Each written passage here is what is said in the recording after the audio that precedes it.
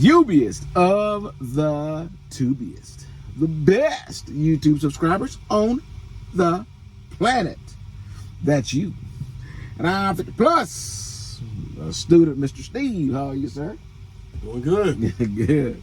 So this is going to be a pretty exciting video for me for sure, because you are one of the first, one student of the first orientation 1 week, right? It used to be 2 weeks. So now it's actually it's a week and a day because it's 8 days, right? Correct. You get there on the first day, but all you're doing is checking into the hotel. Yeah. And from Monday to Sunday, you're going straight into it. Yeah. You know, I was, and if anybody watched my videos, they know I truly was not a fan of 2 weeks, you know. And if it was going to be 2 weeks, I would have rather get away from more of the corporate information and more of what you need to perform the job, you know. And not that the corporate information wasn't important, but maybe it could be delivered in a different way. You know. Yeah. Now here's the main differences. Before it was 2 weeks and you're off on the weekends. Yeah. Straight through. Yeah. You're gonna be there from 7 in the morning to 5. Yeah. Before you have to be there 7 to 3. Yeah. And you're off Friday evening, and you don't have to report till Monday. And everything else is pretty much the same, except obviously the workload is a little bit more because they condensed it. Yeah. They got rid of a lot of things at the end as far as what you were talking about. Yeah. In the morning, you get breakfast at the first hotel. The first hotel, you get breakfast. Mm-hmm. They leave at 6:30. From 6:30, you go to the building and the facility that they're going to be training you at. In the morning, they have some type of talk. They have you sign a couple papers if you do. Then you go straight to the marshal. They're going to start teaching you how to load, strap, and stuff. Day one? Day one. Day one. There we go. They're also gonna, if you are scared that you're rusty on your driving, they got a course out there.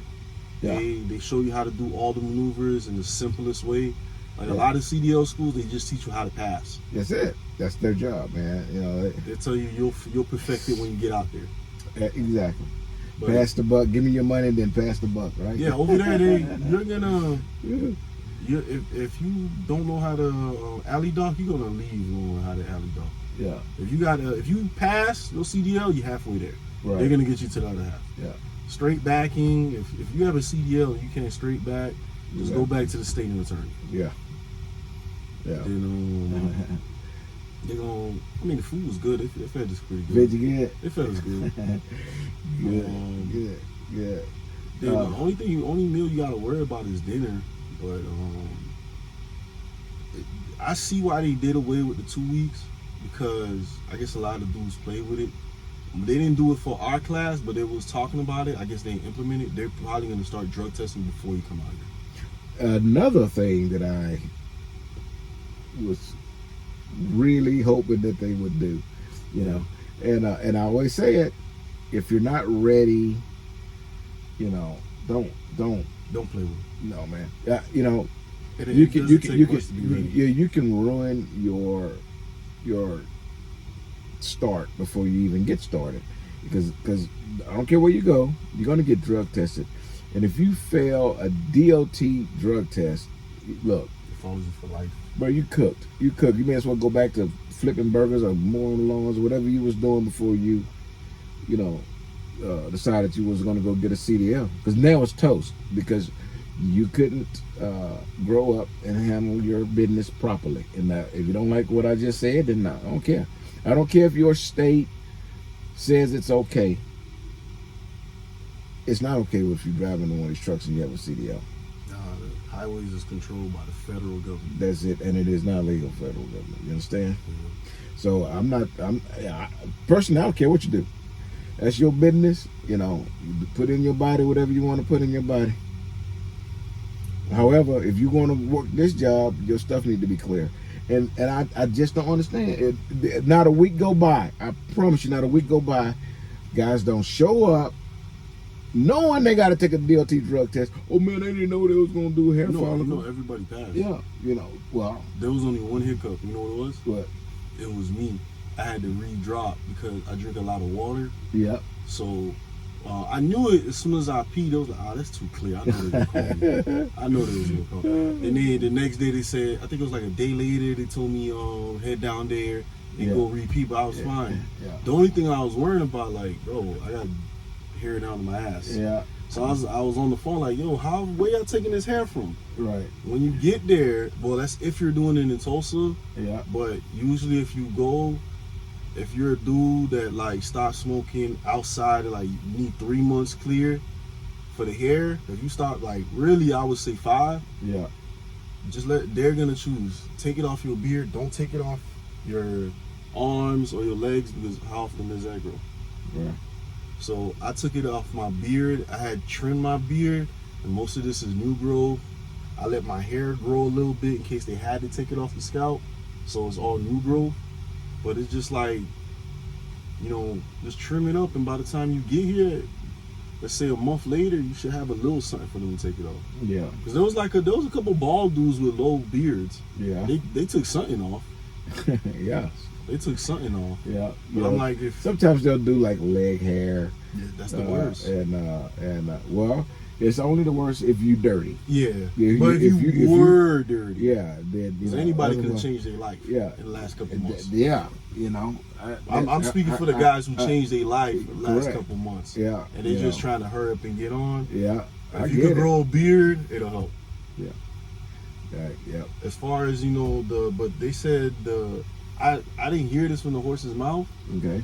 But, you know, I guess somebody asked somebody and it got back to amongst the trainee.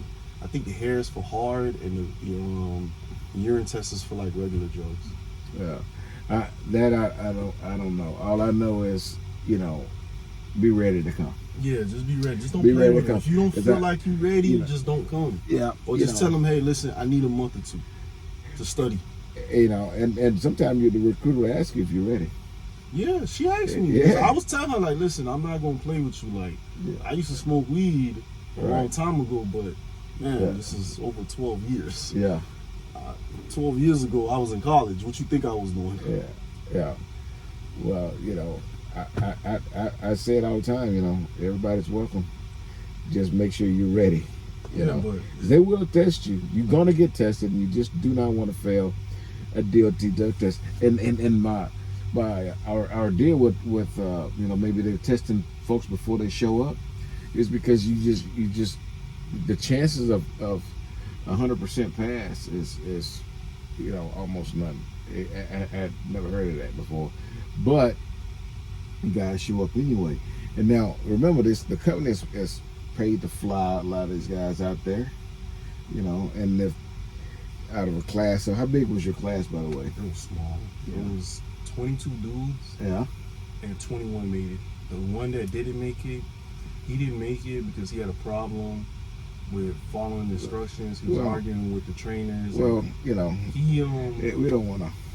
We don't want to throw him under the bus. But anyway, yeah, he just didn't make it, right? He just didn't make it. Yeah, and hopefully, you know, but it's like hopefully as long as you get follow the instructions and do what you're supposed to do. Do what you're supposed to do. Like, you know, it's gonna get boring because to me, the easiest part is driving. Yeah. And they ain't really let us drive that one. These are the things that they're gonna test you for. They're gonna do what is called a Smith's drive. Mm-hmm. All it is they're gonna go on a drive with you, and you need to narrate what you're doing, what you're seeing. Yeah. That wasn't a problem for me because we had to do that at my CDL school. Yeah. You're gonna do a regular drive like your first day there. Yeah. First or second day when they put you behind the wheel. They just want to see, can you drive in traffic? Yeah. Can you drive outside of the cones? Mm-hmm. So that you're gonna go out on the road, you're gonna get on the highway, they're gonna make you pull up to a gas station, mm-hmm. and that's it. Good. Other than that, man, it's kind of easy. Like everybody was able to do it. Like granted, like it's a little extreme in that week because you're doing every last thing. But if you can make it to that week, when you get out here, you'll be fine. Now, when you say extreme or fast and heavy load, right? Yeah. If I may be able to figure out what you're saying, but probably guys who hadn't come. So let's say day one, what did that really comprise? You basically the paperwork. Low pile, maybe like day one is not as extensive as the other ones because you got to get a lot of paperwork out. But when you get there, they're gonna have the paperwork right there on the desk. Yep. So you sit down, you know, sign a few things. Most of the paperwork is gonna be on your phone. There's gonna be an app. You're just signing and going, signing and going.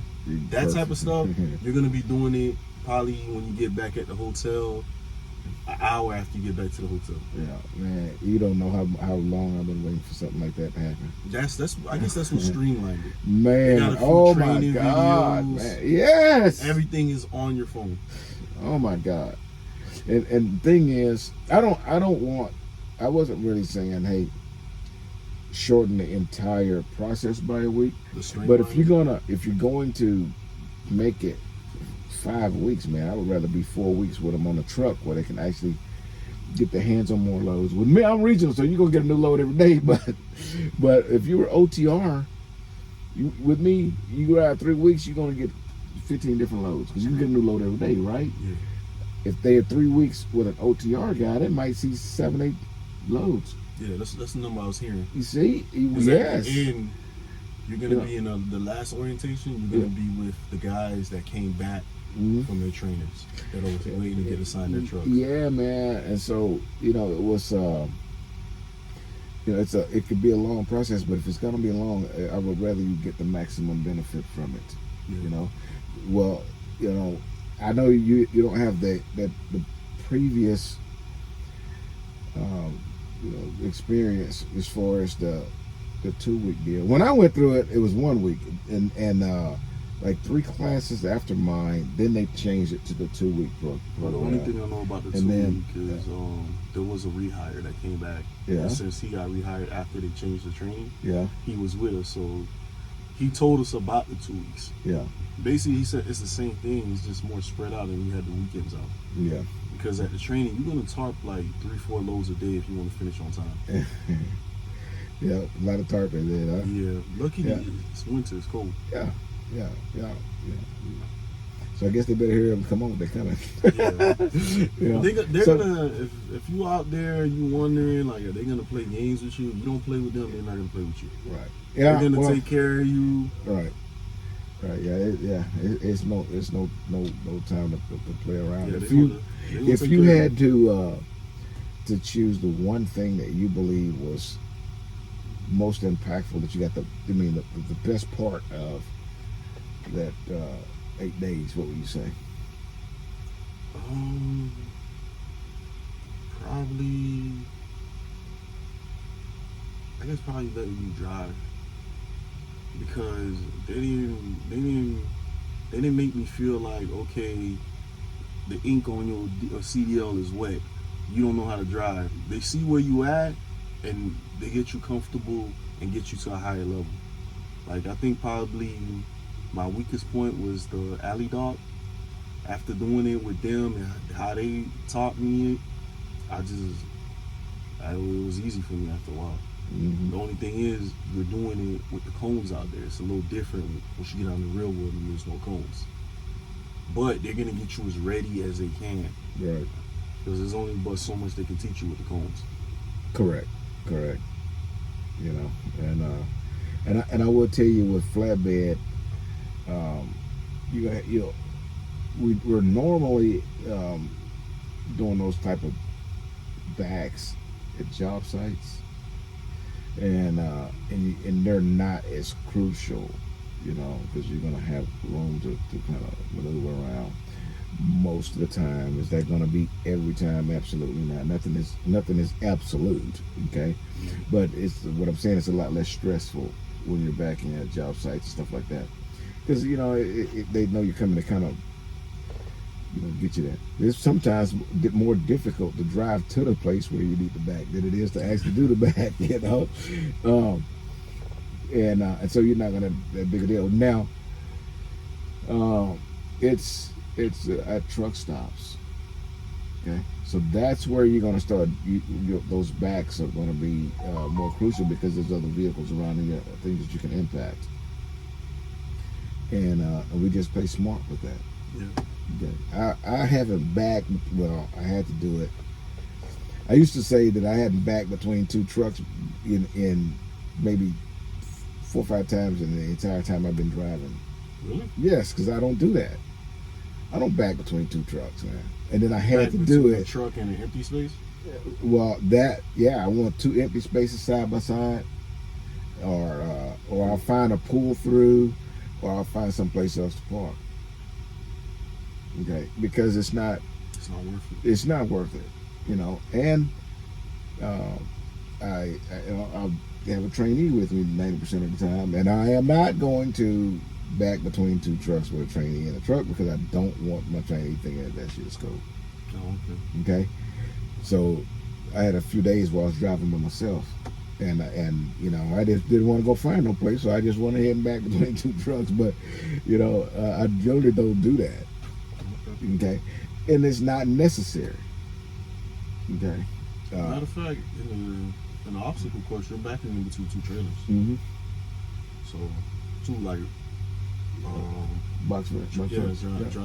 Yeah, But it's like it's the same thing they teach you. Just get out and look. Yes. Like you pass the CDL test. You have unlimited pull-ups. I think what with the close quarters issue is pulling out and not realizing you still have trailer swing.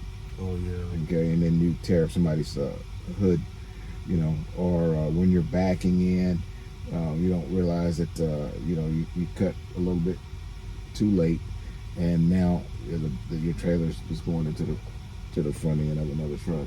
And that didn't have to be, as long as you plan your day and have proper trip planning.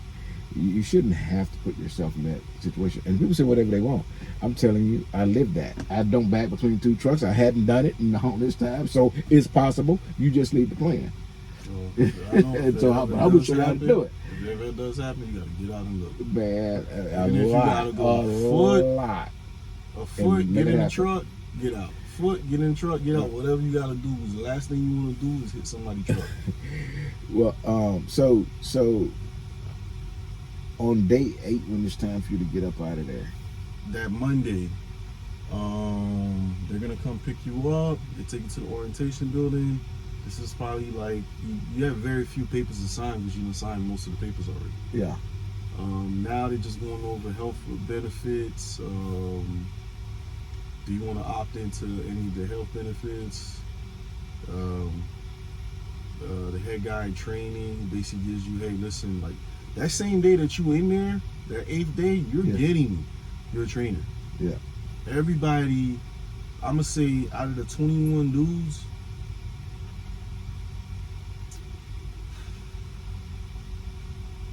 I'm gonna say maybe like 19 guys got their trainers that day. If you didn't get your trainer, it's like they had a guy in mind, they just didn't know what he was. Yeah. And they just didn't want to, just in case last minute they had to switch you because they don't know what that guy is. Yeah. That's probably what it was. But then on top of that, that day 1, they're going to give you a paper that says, tell a little bit about yourself. Yeah. Take it serious. Yeah. If they ask you what's your hobbies, write down your hobbies. If your hobbies is, hey, listen, I like to go out and eat, or I like to go work out, or I like to go watch games, or whatever it is. Yeah. Just write it down, because that could, remember, you're gonna be in the truck with this guy for 21 days. At minimum. If like for me, I think I wrote on the paper I'm moving to Houston. Yeah. I think that's why I'm in with you. Yeah. So you think the pairing worked out, right? Yeah. I think they do a really good job with that, and a lot of people, hey man, I want to ride with you. Good, man. I mean, you can let them know, but they know, man, what they're doing, and they pair, they try to get people together that could coexist in a positive environment, and so they're pretty good at that. Yeah. Do you think the orientation process got you ready to get on the trainer's truck and get after it? I guess every question I had, was answered. I felt comfortable. It's just like it's a few key points. Like every load is near the same. There's just a little bit of nuances, but you just got to follow the rules. Yeah. The 2 straps in the front. Yes. One every 5. If you know the basics, you'll be all right. And they have an app. Yeah. If you ever get confused, call safety. Take a picture. Mm-hmm. How do I do this? They'll get back to you. Yeah, and you should, after you get off your trainer's truck, you should have a rapport with that trainer where you can pick up the phone and call. And you've been here, and I've had to field several calls from my students, and some of them I've taken their calls. They don't even work for Melton anymore. They driving for somebody else's. Yeah. But hey, they call me. They have a question. I'm gonna answer it the best I can, help them out if I can. And the trainers, that's their job. I have guys call me. I'm home on the weekends, right? I have guys call me Sunday morning at 3 o'clock in the morning with a problem, and whatever it is, I get paid to answer the phone and talk to them. Okay. So that your trainers should be there to guide you through. The trainers there, they give you their number. They say, listen, if you need anything, call us. Yeah, and that's we actually get paid to do that. So that's what we do. And but for the most part, man, it's through the orientation process. From what I'm gathering, it seems like they're moving more towards having you ready to get on the truck. Oh my God, man! Some of the stuff the guys was telling me, I was going, man, that's a lot of information. Why are they giving all that information right now? Just get you ready, And because I believe the success happens here, and that's a team effort. The information you got from orientation, you need that to help you to get going, right? Yeah. Once you get on the trainer's truck, man, there's a lot of information. There's there's a lot to teach, and I would not be surprised if the next step would be to extend the truck thing 1 week. And I really think they need to. It's difficult. Now, let's say with us, the first week is basically what we're doing is focusing on actual driving. So, if you can hold a lane good, and I've had guys that couldn't hold a lane, man, they're just driving like this, and we have to work on that. And then your turns, proper way to make turns, things of that nature. The first week you're doing that, because think about it. You may drive with a trainer. Let's say you drove 10 hours and you drove 500 miles. Let's just say that's the deal. 500 miles, 499 of them is in a straight line on the interstate. Yeah. So what are you getting out of that, man? You're just driving up, if you can hold a lane, well, okay, all right, then let me know when you get there. Well, you don't get much out of that other than we might talk about, street signs, road signs, way stations. Yes, and traffic trying to merge in and where to be when these things happen. So there's a few things, but how long is that going to take? So the most of the time that you're on the trainer's truck, you're spent driving forward. Yeah. Okay. And so then we're going to stop and we're going to secure and unsecure a load. Then we're going to go pick up a load, secure it, unsecure it, and then you're going to go drive, 1,500 miles if you're an OTR driver. With me, it's going to be a little bit different. We're going to do a lot of city driving. We're going to drive some at night, So you already experienced some of that and 3 loads already. Guys in your class that probably still stuck on 1 and maybe got 2. You already got 3 under. Yeah, a couple of I think a couple guys in the group chat, they just dropped off their first load. Yeah, and you already got 3 under. And hey, not saying that everybody needs to ride with regional guys, because I can't teach you some stuff like mountains and stuff like that. But I think an extra week on the truck would definitely benefit, you know. And Look, you know, let me ask you this: when the guys get back, were they tested? As far as any driving, they have after you're done with off the trainer's truck, yeah, no, they're doing that now. yeah, They basically. I know you got to do a Smith drive again. mm-hmm.